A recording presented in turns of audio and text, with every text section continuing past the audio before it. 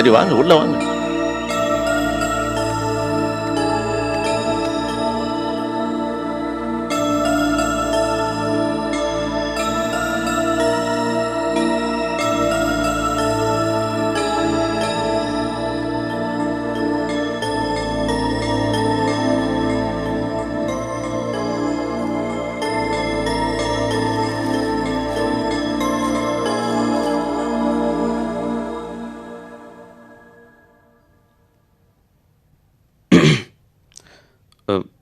மாமா, அந்த கடை இல்லை, அது மறுபடியும் ஒரு வழியாக நம்ம கைக்கே வந்து சேர்ந்துருச்சு.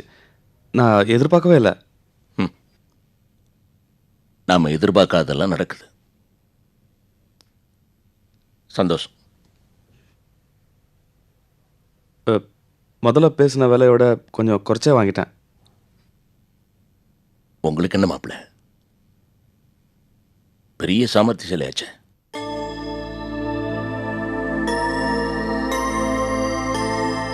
ஐயா, ஒரு நிமிஷம் பார்த்து வந்துடுறேன்.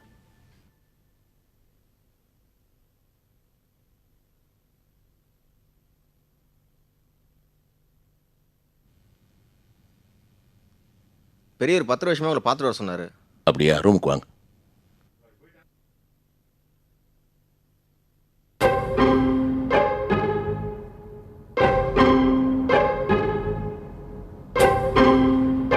பாஸ்,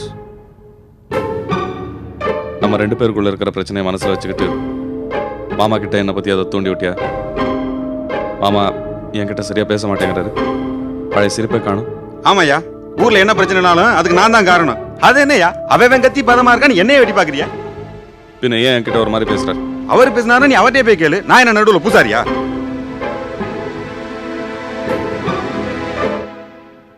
வாங்க மாமா, இந்தாங்க. இந்தாம்மா. வாங்க வாங்க.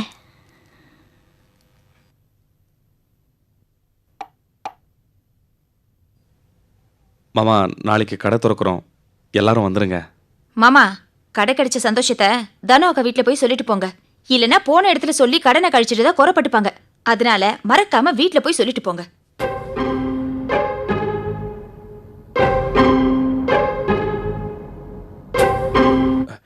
என்ன லீலா நீ, இது அவங்க வீட்டு விசேஷம், இதுக்கு அவங்களே போய் கூப்பிடலாமா? இல்லை சம்பிரதாயம் தான் முக்கியம்னா அவங்க வீட்டு வரைக்கும் போய் நான் சொல்லிட்டு வந்துடுறேன். எனக்கு ஒன்றும் இல்லை, நான் அவங்கள வேத்து மனுஷியா பிரித்து பார்த்ததே இல்லை. என்ன மாமா இவ்வளோ தூரம் சொல்லிக்கிட்டு? அவ ஏதோ சொல்றா. இது நம்ம வீட்டு விசேஷம், நீங்க கூப்பிடலனாலும் நாங்க வருவோம்.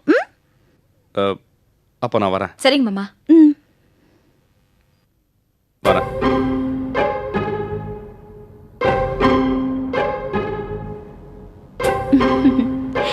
மாமா, சரோ வீட்டுக்காரர் சொன்னதை கேட்டீங்கல்ல? நம்ம வீட்டு விசேஷம்னு உரிமையா சொல்லிட்டு போறாரு. அடி போடி புண்ணாக்கு. அவன் என்னோட 100 மடங்கு விவகாரம் பிடிச்சவன், என்ன சூதுவாத தெரிஞ்சவன், ஒளி மறைவா பேசுவேன். நம்ம வீட்டுக்கு வராம என்ன அழகா அல்வா கொடுத்துட்டு போறான் பத்தியா?